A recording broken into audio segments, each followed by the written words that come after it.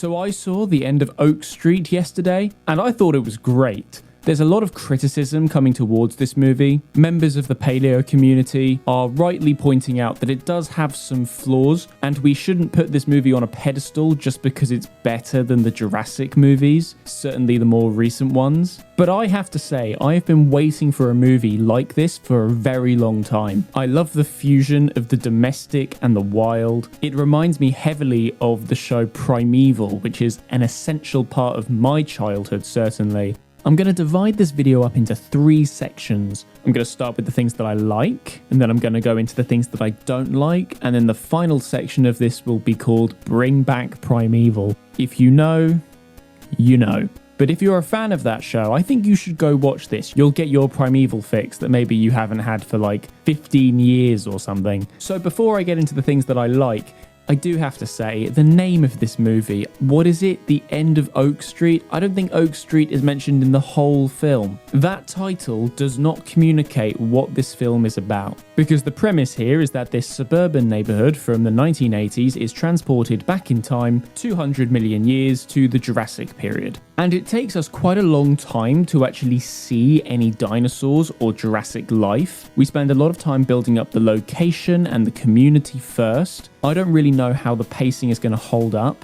on a second viewing, considering how unimportant to the main plot the community actually end up being. But taking such a long time to build up to revealing dinosaurs, certainly big ones, does create an element of mystery and tension and an element of the unknown that is really effective in this movie. You'd think that the Jurassic Park movies have this down by now by taking place on remote islands or the jungle and being on their 5th or 6th sequel, but those movies feel very run-of-the-mill.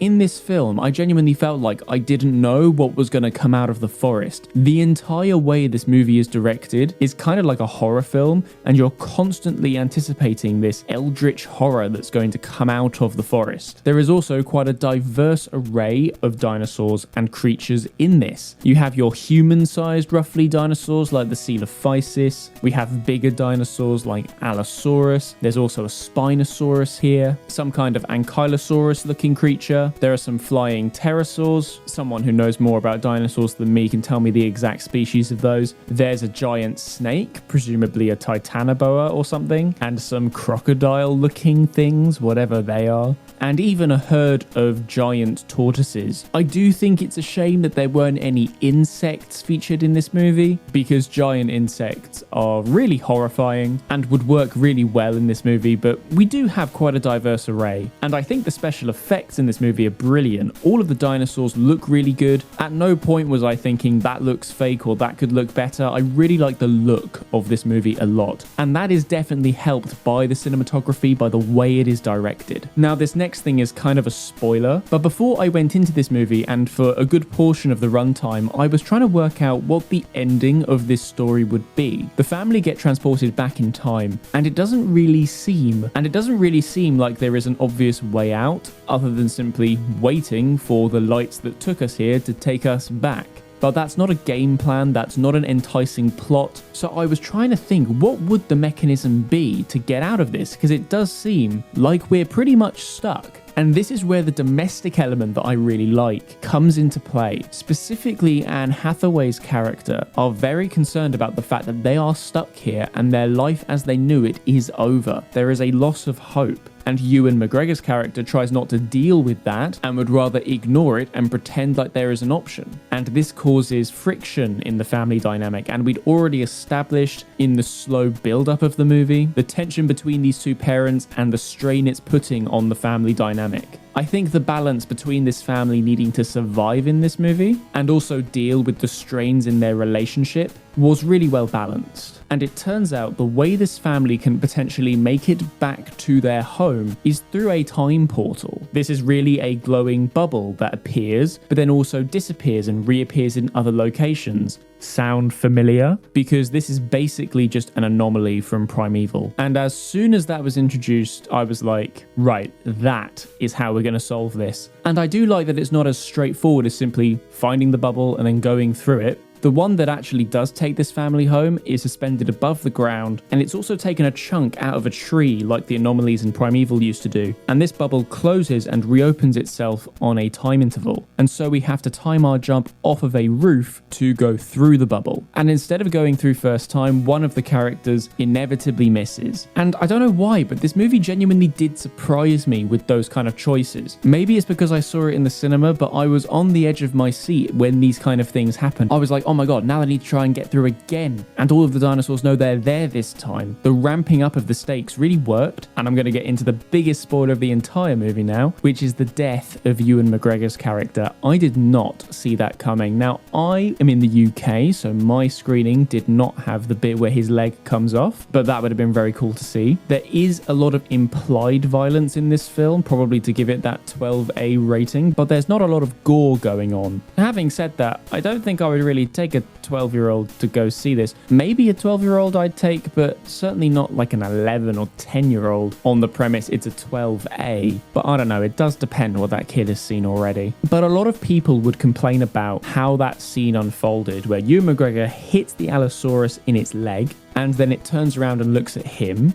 He then hits it in the face with the giant sledgehammer, which is definitely unrealistic. But essentially, this is a plot device to just save the mother character, for him to save his wife. She gets out of that situation, and the trade between having a sort of cool or maybe silly moment where that character has hit a massive dinosaur with a hammer so hard it falls over, the trade-off is that that dinosaur immediately kills him, and he doesn't just kill him or chomp him, he then stays there and eats his body in front of his children and his wife. It's pretty dark stuff, and I really wasn't expecting the movie to go that far with it, but fair play for making some bold decisions there. That's the kind of stuff I really like, because I genuinely was expecting him to like have a limp or something. I didn't think the movie would kill him. I didn't think it would be brave enough, but it did. And another thing I liked about the film was how the dinosaurs were often portrayed as animals, as living creatures. They move in herds sometimes, or maybe they're mating or excreting. They stalk their prey before they charge at it and roar at it and alert their prey of their presence. Like, I've seen criticism of the Titanoboa scene, like how did no one notice it?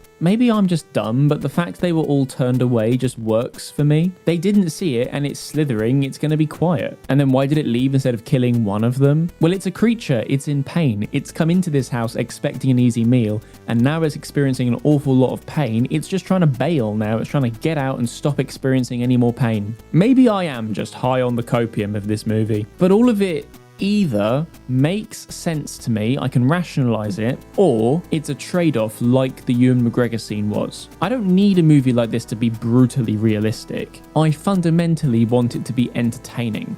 And sometimes a showdown between a human and a dinosaur is what I want. And I wouldn't be a Primeval fan if I didn't like that. I mean, just look at this Mosasaur moment.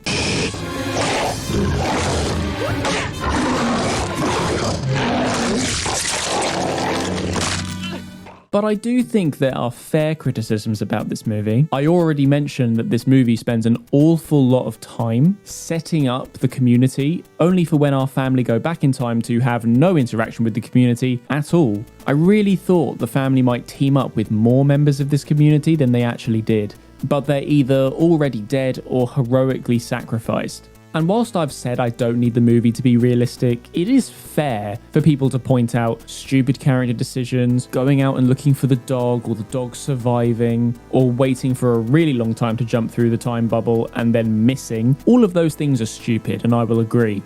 But it's the same level of suspension of disbelief that I apply to horror movies that I would apply to this. It's not always the case that the characters make the smart decisions. They do it, sure, to progress the plot, and it's not great. It is a bit contrived, but it allows for more horror in horror movies, and it allows for more dinosaur moments in this movie. And whilst that's not a great answer, because there is a way to integrate all of these decisions organically in a way that makes more sense, it's not the biggest deal for me that that doesn't exist. I put it down as a nitpick or a minor shame. Another criticism this movie has had is that it never actually names the dinosaurs, so it was worked out that the raptor-like dinosaurs were actually Coelophysis. And let's face it, no one really knows what Coelophysis is, even though it's in the first episode of Walking with Dinosaurs. And some people are annoyed that the movie doesn't name Coelophysis to draw more attention to it. And I can understand that, but At what point would the characters be able to do that? I already didn't really like the scene where the neighborhood gets transported and we immediately start explaining it in terms of wormholes. That seemed a little bit too much for me. Let's organically bring that out in the story rather than just straight up tell me in the first 2 minutes. Having a character look at a dinosaur that they've never seen before and would look entirely different from their 1980s encyclopedias,